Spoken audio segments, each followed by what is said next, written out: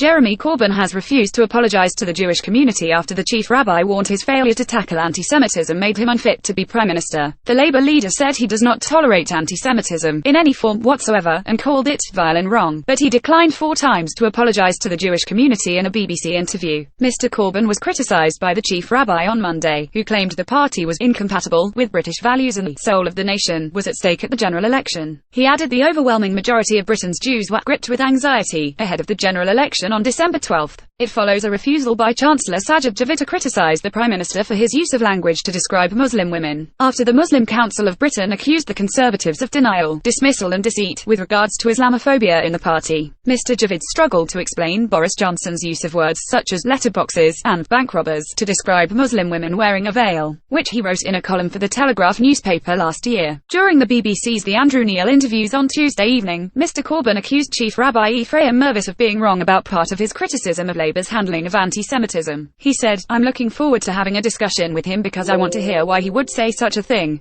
The Labour leader was challenged over Rabbi Mervis's allegation that Labour's claims it is doing everything to tackle anti-Jewish racism was a mendacious fiction. "No, he's not right, because he would have to produce the evidence to say that's mendacious," Mr Corbyn replied. He insisted he has developed a much stronger process and had sanctioned and removed members who have been anti-Semitic. Mr Corbyn also denied that the blight increased after he took over the party, saying, "It didn't rise after I became leader. Anti-Semitism is there in society. There are a very, very small number of people in the Labour Party that have been sanctioned as a result about their anti-Semitic behaviour," but he repeatedly refused to apologise when asked by Mr Neil. "We will not allow anti-Semitism in any form in our society because it is poisonous and divisive just as much as Islamophobia or far-right racism is," Mr Corbyn said. Mr Corbyn insisted he had strengthened the processes since a written warning was given to a member who questioned the murder toll of the Holocaust. Meanwhile, chair of the pro-Corbyn Momentum group John Landsman, who is also a member of Labour's National Executive Committee, said some Jewish organisations have refused to engage with the party. Speaking to Channel 4 News, Mr Landsman said, "A number of organisations in the Jewish community have unfortunately refused to engage with the leader himself." He added, "Look, I acknowledge the deep concern of the Jewish community about this, but I think we are doing our best to deal with it, I really do." Earlier, in an exchange with reporters in Bolton, Mr Javid refused to criticise the Prime Minister's use of language about Muslim women. He said Mr Johnson had explained why he's used that language, adding the article was to defend the rights of women, whether Muslim women and others, to wear what they like. So he's explained that and I think he's given a perfectly valid explanation. Mr Javid added, "Whenever this issue has come about for the Conservative Party, no one has ever credibly suggested that it's an issue with the leadership of the party. Whether that's the leader of the party of the day or the Chancellor or other senior figures, no one's suggested that."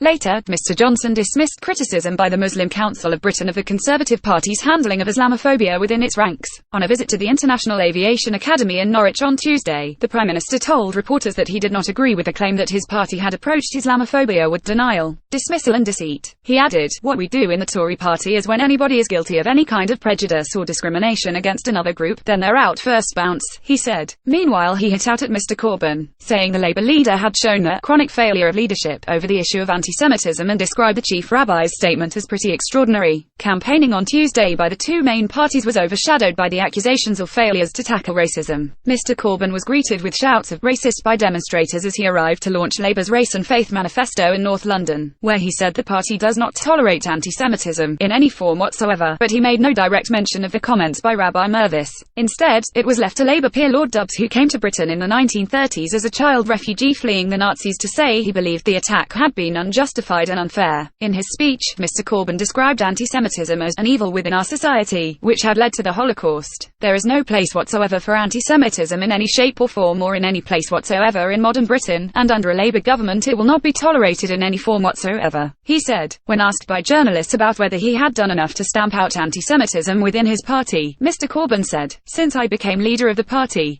has adopted processes that didn't exist before. There has had a disciplinary process that didn't exist before, where people have committed anti-Semitic acts brought to book and, if necessary, expelled from the party or suspended or asked to be educated better about it. I've also introduced an education system within the party. I want to live in a country where people respect each other's faith. I want to live in a country where people feel secure to be Jewish, to Muslim, to be Hindu, to be Christian. And I want to lead a government that has an open door to all of the faith leaders. So I invite the Chief Rabbi, I invite the Archbishop of Canterbury, I invite all the other faith leaders to come talk to us about what their concerns are. But be absolutely clear of this assurance from me: no community will be at risk because of their identity, their faith, this ethnicity or their language. I am proud to represent a diverse community in Parliament. I've spent my life fighting racism in any form, and so, there is no place for it, and I ask those that think that things have not been done correctly, to tell me about it, talk to me about it, but above all engage. In his article, Rabbi Mervis dismissed Labour's claims to be doing everything it could to deal with anti-Semitism as a mendacious fiction. A new poison sanctioned from the top has taken root in the Labour Party, he said. How complicit in prejudice would a leader of Her Majesty's opposition have to be considered unfit for office? However, Jewish Voice for Labour co-chair Jenny Manson dismissed Mr. Mervis' comments, telling ITV News she had never been happier than now to be a Jew in the Labour Party. Ms. Manson defended Jeremy Corbyn, telling ITV News that the Chief Rabbi did not represent all Jewish people. He's writing on behalf of what he's saying to be all Jews, telling us that the Labour Party is not a safe place to be in. It is a completely safe to be in. I'm very, very happy as a Jew in the Labour Party, always have been, but I've never been happier than now. I believe in Jeremy Corbyn as a leader, she said. Mr. Mervis received the backing of the Archbishop of Canterbury, the Most Rev. Justin Welby, who said the Chief Rabbi's intervention reflected the alarm felt by many in the Jewish community, that the Chief Rabbi should be compelled to make such an unprecedented statement at this time ought to alert us to the deep sense of insecurity and fear felt by many British Jews, he said. Voicing words that commit to a stand against anti-Semitism requires a corresponding effort in visible action, he said. The Hindu Council wrote to the Chief Rabbi on Tuesday to express their support for Mr. Mervis and accused the Labour Party of becoming anti-Hindu. The Muslim Council of Britain, MCB, also backed Mr. Mervis but took aim at the Conservatives,